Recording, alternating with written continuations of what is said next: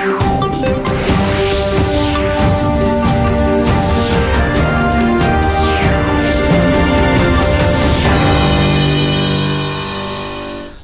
उत्तराखंड समाचार में आपका स्वागत है। मैं देवेंद्र प्रसाद। सबसे पहले मुख्य समाचार। जल जीवन मिशन के तहत गरीब परिवारों को अब 1 रुपये में मिलेगा पानी का कनेक्शन। मुख्यमंत्री ने की घोषणा, कहा 2 सालों में ग्रामीण क्षेत्रों में 75% तक पेयजल उपलब्ध कराने का है लक्ष्य।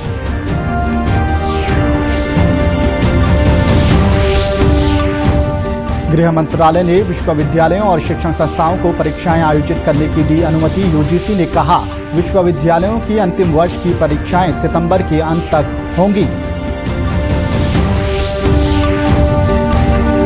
सूचना और प्रसारण मंत्री प्रकाश जावड़ेकर ने किया फिक्की फ्रेम्स 2020 का उद्घाटन। कहा, कोरोना के मद्देनजर फिल्मों की शूटिंग के लिए मानक संचालन प्रक्रिया तैयार कर रही है सरकार।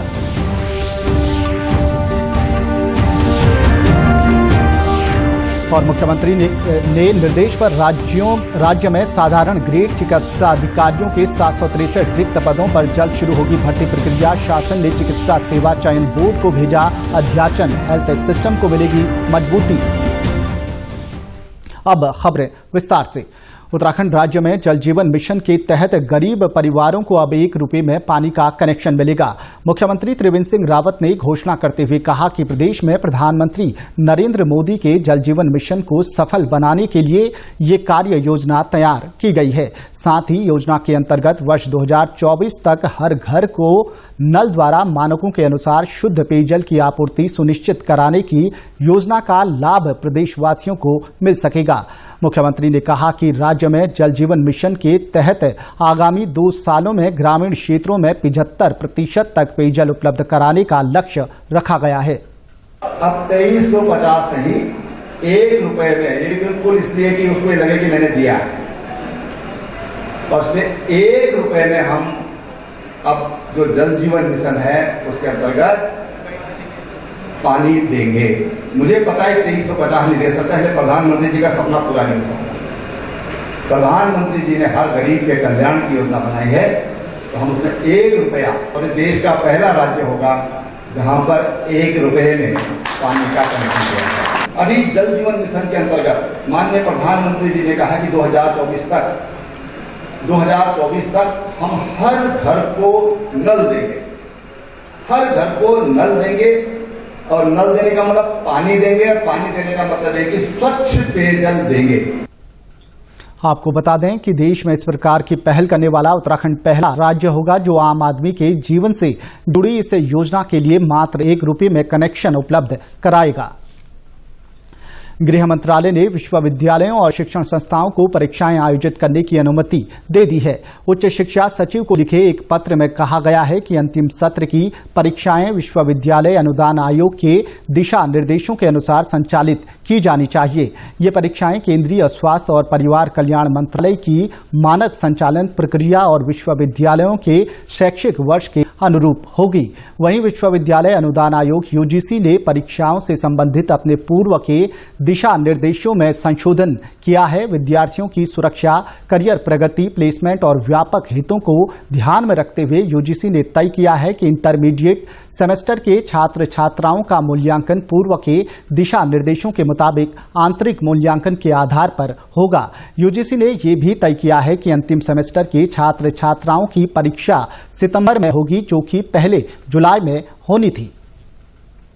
सूचना और प्रसारण मंत्री प्रकाश जावड़ेकर ने आज कहा कि कोविड महामारी ने लोगों को संचार के नए तरीकों के बारे में सोचने को विवश किया है। फिक्की फ्रेम्स 2020 के उद्घाटन सत्र में श्री जावड़ेकर ने कहा कि सरकार इस महामारी के मद्देनजर फिल्मों की शूटिंग के लिए मानक संचालन प्रक्रिया तैयार कर रही है।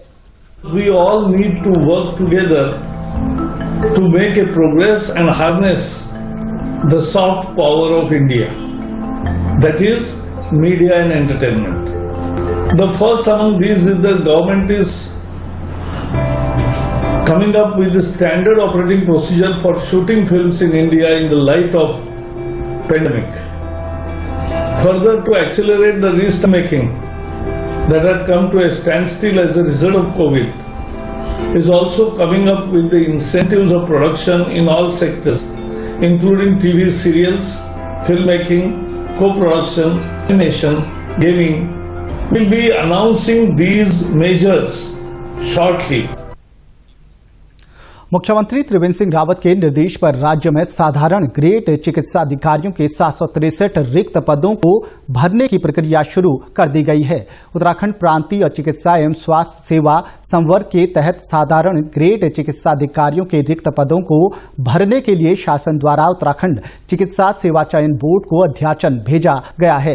बोर्ड से रिक्त 763 पदों पर सीधी भर्ती के लिए तत्काल विज्ञप्ति प्रकाशित कर चयन की कार्यवाही प्राथमिकता से करने की अपेक्षा की गई है। मुख्यमंत्री ने कहा कि 763 चिकित्सकों की भर्ती से राज्य के हेल्थ सिस्टम को मजबूती मिलेगी।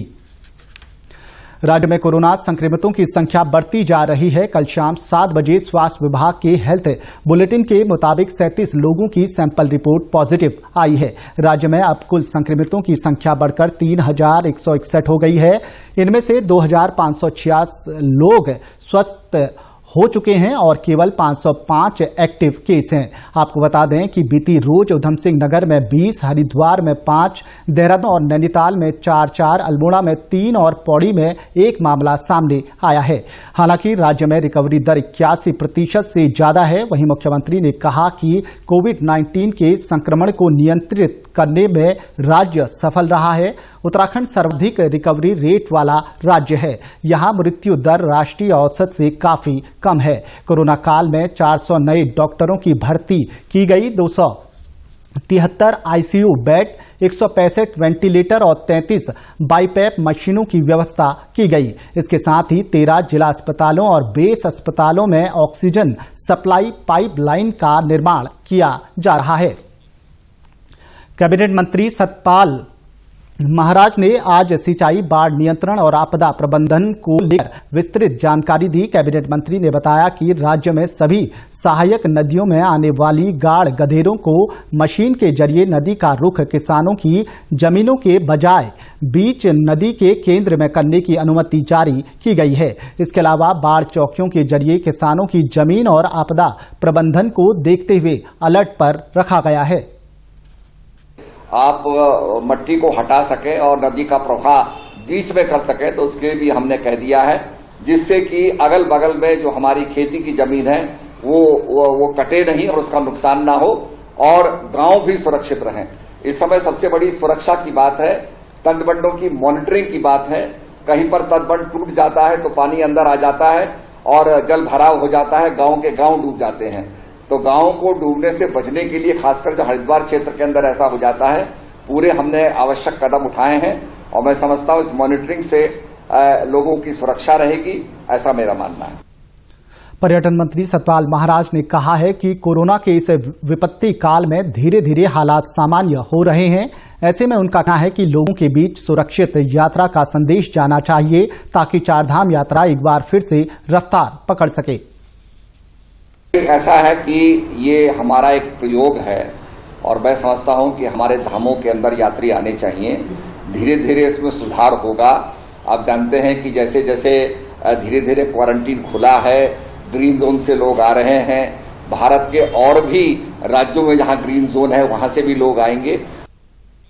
वहीं सतपाल महाराज ने रामायण की एक किताब को चीन के राष्ट्रपति शी जिनपिंग को भेजने का निर्णय लिया है। डिप्लोमेटिक चैनल के जरिए ये पुस्तक उनको भेजी जाएगी, जिसका मकसद बताते हुए सतपाल महाराज ने कहा कि इस ग्रंथ के जरिए चीन को आत्मसात करना चाहिए और रावण के अनुसरण पर चलने के बजाय मर्यादा के रास्ते का अनुपालन करना चाहिए।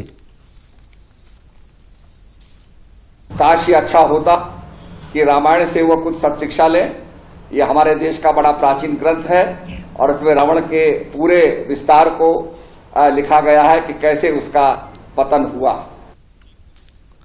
आईआईटी रुड़की के शोधकर्ताओं की एक टीम ने बेहतर ड्राइविंग अनुभव और खासकर कोहरे के दौरान लो विजिबिलिटी सिनेरियो में दुर्घटनाओं के जोखिम को कम करने के लिए एक कुशल आर्किटेक्चर और एल्गोरिथम विकसित किया है।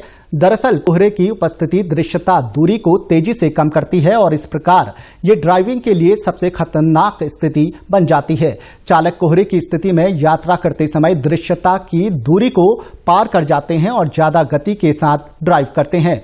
इलेक्ट्रॉनिक्स एंड कम्युनिकेशन इंजीनियरिंग विभाग के प्रोफेसर ब्रजेश कुमार कौशिक ने बताया कि इस शोध के जरिए रियल टाइम डिफॉगिंग के लिए एक ऐसा सिस्टम डिजाइन किया गया है जो फॉगी फ्रेम से इनपुट लेकर एक क्लियर इमेज स्ट्रीम उत्पन्न करता है। सर्दियों में कोहरे के दिनों में सड़क पर पारदर्शिता की कमी के कारण दुर्घटनाओं की संख्या बढ़ जाती है। हमारी टीम ने इसी समस्या को दूर करने के लिए real time defogging system develop करा है। जैसे कि आप देख सकते हैं, राइट साइड में आपके फॉगी इमेज है स्क्रीन पे और लेफ्ट स्क्रीन पे आपके डिफॉग्ड इमेज है, जो कि रियल टाइम में एक हार्डवेयर यूनिट द्वारा करी जा रही है कन्वर्ट। ये पूरा का पूरा पैनल जो है इंटीग्रेट करके हम कार के डैशबोर्ड पे लगा सकते हैं, जो कि ड्राइवर के लिए काफी सुविधाजनक होगा रियल टाइम में कन्वर्टेड इमेजेस देखने का। इंटेलिजेंट ट्रांसपोर्टेशन सिस्टम पर इस शोध को institute of electrical and electronics engineers के जर्नल ने प्रकाशित किया है। अल्मोड़ा के प्रसिद्ध न्याय के देवता गोलजू मंदिर में हाईकोर्ट के आदेश के बाद आखिरकार प्रबंधन समिति यानी ट्रस्ट का गठन कर दिया गया है। जिलाधिकारी नितिन भदौरिया को ट्रस्ट का अध्यक्ष जबकि एसडीएम सीमा विश्वकर्मा को उपाध्यक्ष बनाया गया है। गोलजू मंदिर में ट्रस्ट बनाए जाने पर जहां कई लोग इसका स्वागत कर रहे हैं, वहीं इसको लेकर पुजारियों में असंतोष भी देखने को मिल रहा है। नैनीताल हाईकोर्ट के आदेश के बाद पुजारियों ने जिलाधिकारी से मुलाकात कर ट्रस्ट में अपनी सहभागिता को लेकर ज्ञापन सौंपा। इस पर जिलाधिकारी ने कहा कि ट्रस्ट को लेकर पुजारियों में आम राय बनाने के लिए और असमंजस की स्थिति को ठीक करने के लिए आगामी दिनों में सभी पुजारियों के साथ एक बैठक कर जनसुनवाई की जाएगी, जिसमें सभी पुजारियों का पक्ष सुना जाएगा। ट्रस्ट का जो हमारा गठन किया गया है वो माननीय हाईकोर्ट और जो सेक्रेटरी टूरिज्म के द्वारा दिए गए निर्देशों के क्रम में किया गया है और हमारी कोशिश यही की जा रही है कि जैसे जागेश्वर ट्रस्ट में एक अच्छा कार्य किया गया है, उसी के भांति हम लोग चितई ट्रस्ट में भी अच्छा कार्य कर दिखाएं। उत्तराखंड के समाचारों में बस इतना ही। चलते चलते मुख्य समाचार एक बार फिर। जल जीवन मिशन के तहत गरीब परिवारों को अब 1 रुपए में मिलेगा पानी का कनेक्शन। मुख्यमंत्री ने की घोषणा, कहा 2 सालों में ग्रामीण क्षेत्रों में 75% तक पेयजल उपलब्ध कराने का है लक्ष्य।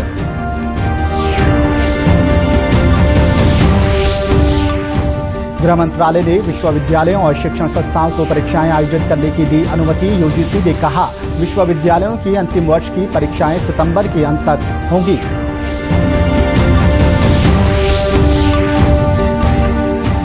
सूचना और प्रसारण मंत्री प्रकाश जावड़ेकर ने किया अफ्रीकी फिल्म 2020 का उद्घाटन। कहा कोरोना के मद्देनजर फिल्मों की शूटिंग के लिए मानक संचालन प्रक्रिया तैयार कर रही है सरकार।